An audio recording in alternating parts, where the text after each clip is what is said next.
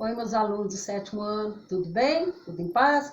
Então, a nossa aula do dia 24 são 2 horários, né? Então, nesses 2 horários, nós vamos fazer correções de atividades relacionadas ao capítulo 3, que são os aspectos naturais, clima e vegetação. Então, peguem para nós, por gentileza, seu livro didático e abram na página 41. Então, lá na página 41, eu tenho um mapa do Brasil, né? Com os tipos de clima. E perguntou o seguinte: qual a classificação climática do município onde você mora? Aqui de Igarapé. Nós temos o tropical e o tropical de altitude. Então, o clima predominante aqui é tropical. Quantos e quais tipos de clima presentes na unidade da federação na qual você vive? Ou seja, aqui em Minas Gerais, tropical de altitude. Agora nós vamos lá para a página 45. Na página 45, eu tenho lá 3 gráficos, chamados climogramas. Nós vamos fazer a análise aqui desses 3 gráficos aqui. Lembrando, o que é um climograma? Climograma é um gráfico que vai ter essas barras azuis aqui, que representa a quantidade de chuva. Aqui embaixo tem os meses do ano, né? A primeira letra dos meses do ano vai de janeiro até dezembro. Quanto mais alto for a barrinha, mais quantidade de chuva. E nós vamos ter, aqui a quantidade de chuva, está escrito aqui, ó, precipitação, de cada graus, né, e temperatura. Essa linha vermelha aqui é a variante da temperatura. Então, nós temos um gráfico aqui, né, de Manaus. Então, percebe que lá chove muito, porque o clima lá é equatorial. Um gráfico aqui de Goiânia, então a gente tem aqui mês que, no mês de julho, por exemplo, a chuva é escassa, não tem nem uma barrinha, um pedacinho azul, diminuindo, ela começa a diminuir em maio, junho, julho, é escassez total, agosto um pouquinho, começa a aumentar. Então a maior concentração vai ser de janeiro, fevereiro, março, né, dezembro, novembro e outubro. Aqui nós vamos ter um clima de Porto Alegre, então vocês podem ver que ao longo do ano, as chuvas são frequentes. Voltando novamente aqui, que eu esqueci de estar falando, aqui é o clima tropical continental, né? Vai ter influência do continente. Aqui já é o clima subtropical, é uma área que está ao sul do Trópico de Capricórnio. Então, chuvas bem distribuídas ao longo do ano. E olha bem a temperatura.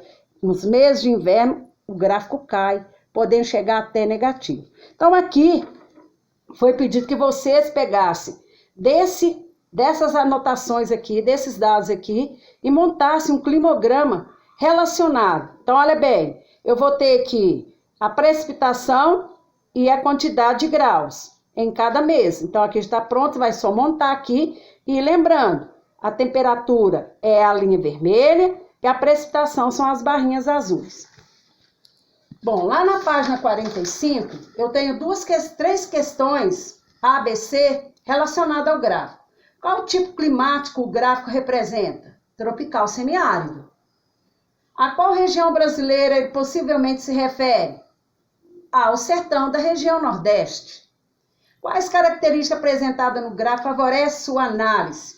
Então, vai mostrar para nós a quantidade de chuva que cai, quais os meses que vai concentrar mais chuva e os meses de escassez. E a variante, que é a linha vermelha, da temperatura, quais os meses que a temperatura é mais amena, lembrando, amena, suave, e quais os meses que a temperatura é mais elevada, correto? Por gentileza, vamos até a página 51. Vamos lá, página 51.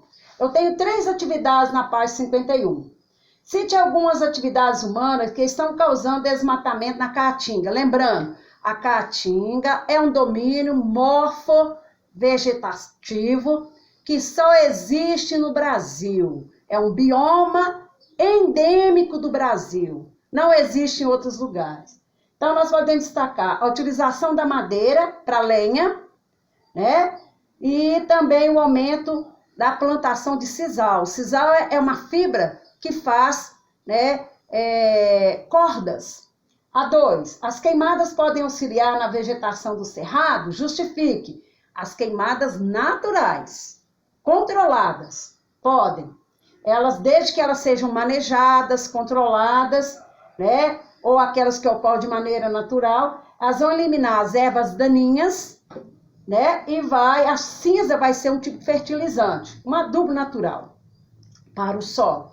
A 3. Por que ocorre a arenização? Qual domínio vem sofrendo esse problema? Lembrando, essa arenização é um fenômeno natural que o solo vai se tornando mais arenoso, né? Às vezes por uma atividade econômica que desenvolve muito daquela região. É o princípio, ou um dos primeiros degraus para se tornar uma área desertificada. Então, elas estão ocorrendo no domínio das pradarias, né? Lá no sul do Brasil. Né? Vai ocorrer pela perda de vegetação, o solo ficar muito exposto, pelo desmatamento, olha a seriedade que o desmatamento faz. E também fatores naturais e humanos. Agora nós iremos lá na página 53. Organize as ideias. Nós vamos fazer aqui uma foto para ficar mais fácil para vocês visualizarem. Aí você dê pausa e corrige para mim, por favor.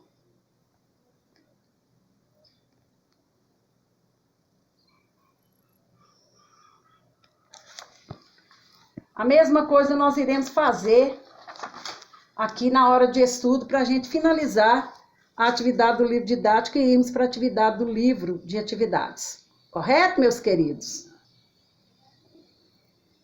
Lembrem-se sempre, nós estamos juntos e nós vamos vencer essa batalha contra o corona, tá, meus queridos? Então preste bastante atenção. Dá pausa no vídeo, corrija, não deixa nada errado, tá, meus amores?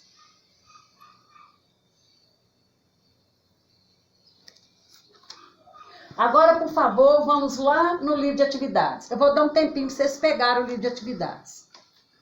Ei, meus alunos do 7º ano, livro de atividade já está em mãos? Então, vamos lá. Abra na página 22, que nós vamos fazer a conferência da 22 até a 27. Ok? Vocês sabem que vocês estão aqui, né? Amo vocês.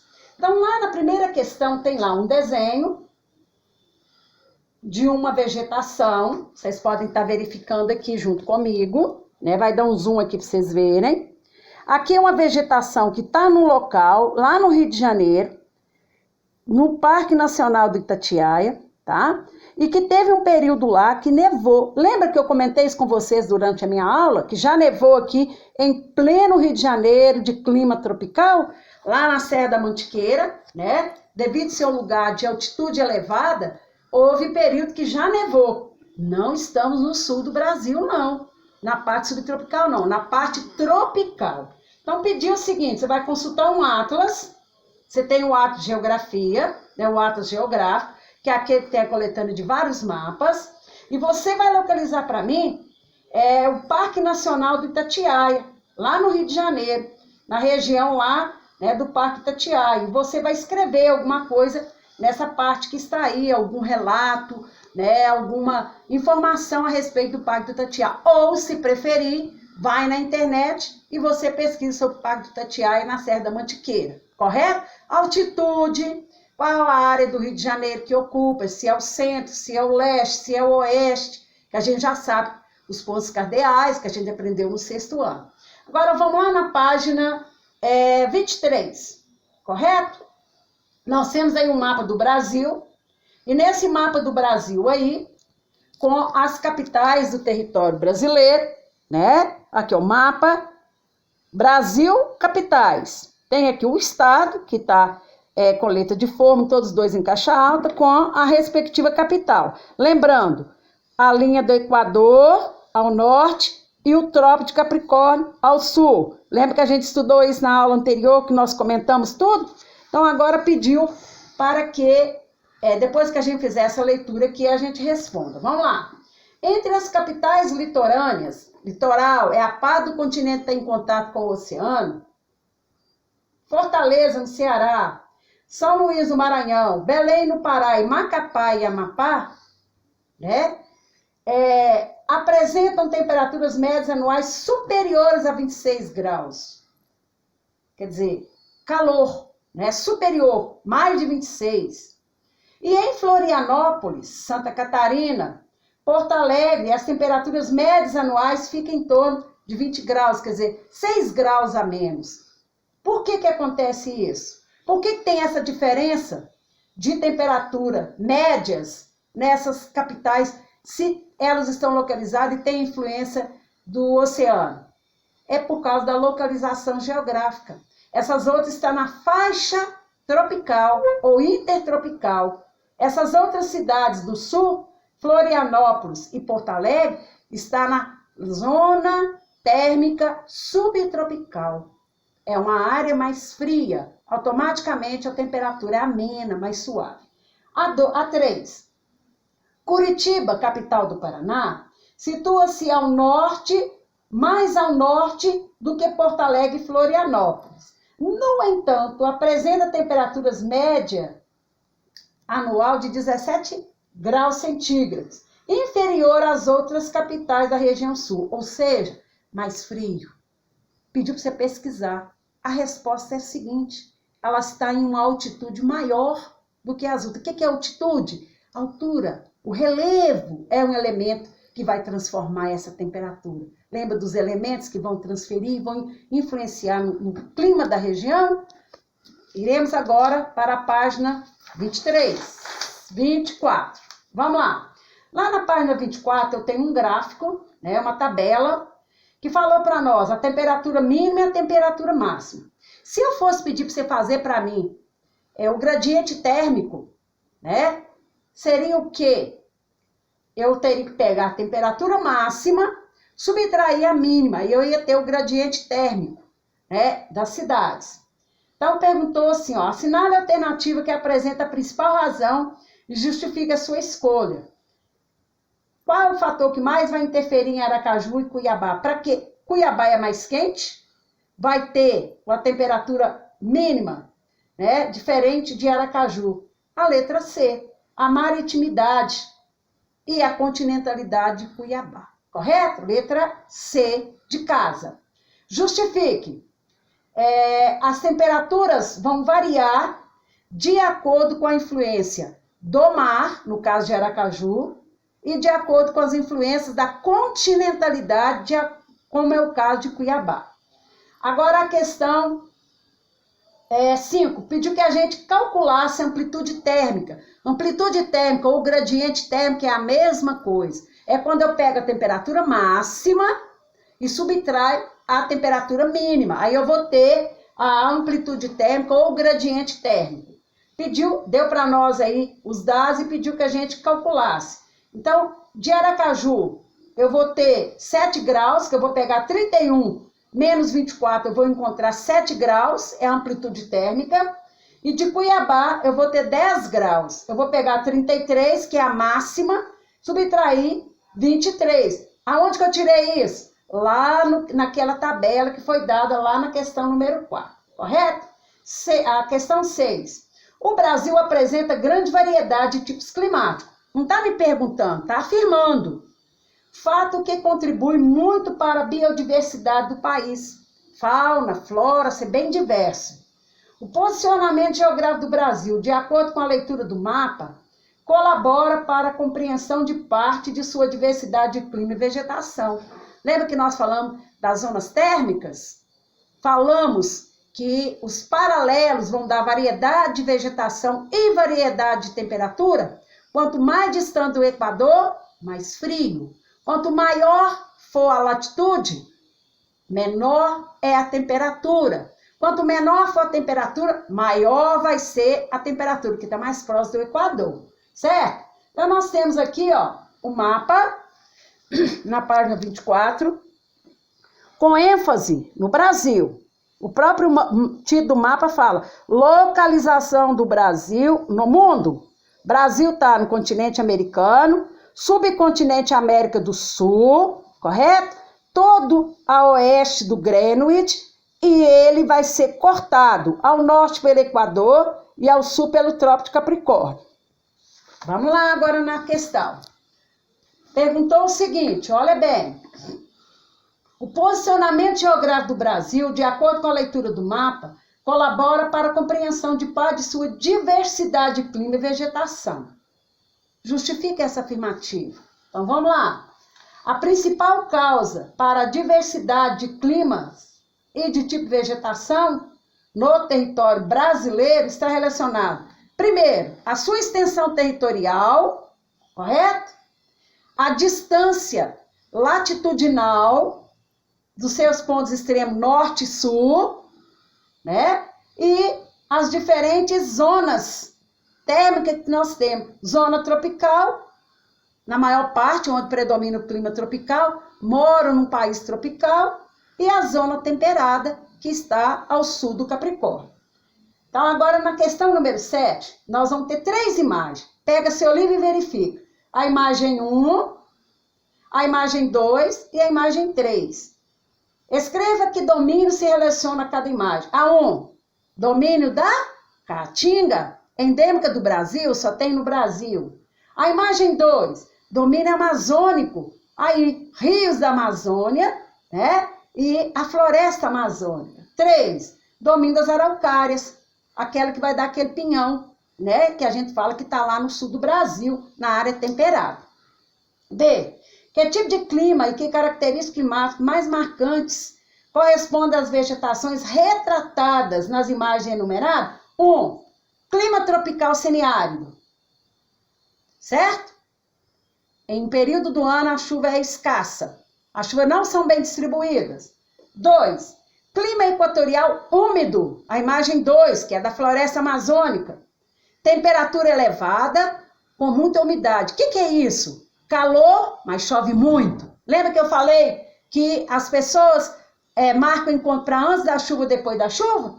E a imagem 3 é o clima subtropical, que vai estar ao sul do Trópico de Capricórnio, onde as 4 estações do ano são bem marcadas e bem definidas, ok? Vamos para a questão número 8, tem o climograma de São Paulo, né? E aqui nós vamos filmar, nós vamos dar um zoom aqui, você vai fazer a correção lá, dar uma pausa lá no seu vídeo, fazer a correção bacaninha, eu confio em cada um. Lembrem-se que seu livro, seu caderno, são seu retrato. Nada de deixar coisa errada, tá bom?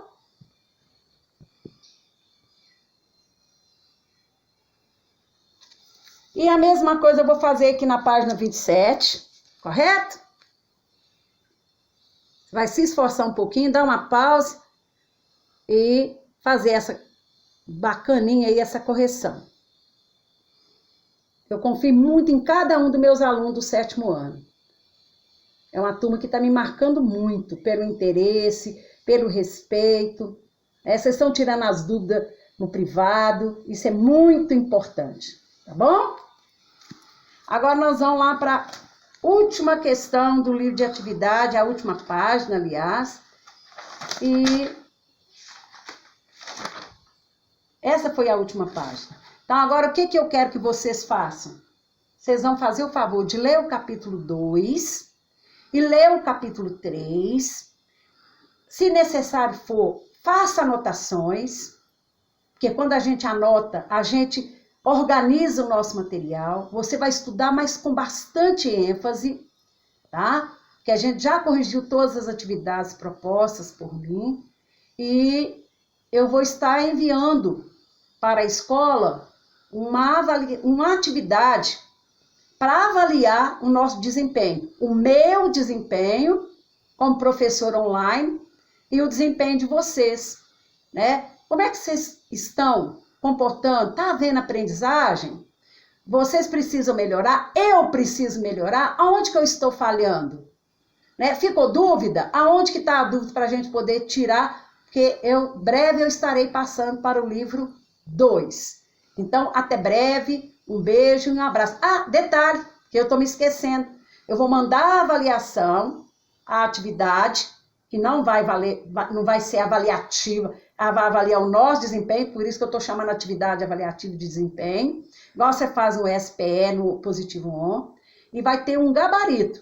Depois que você terminar, você vai fotografar para mim só o gabarito, com seu nome, tudo arrumadinho, e vai enviar para mim, ou para o meu e-mail, que você já tem o endereço, ou então para o WhatsApp, ok? No meu privado, tá, gente? Não manda para o da turma não, que faz confusão. Beijos, um abraço e até breve.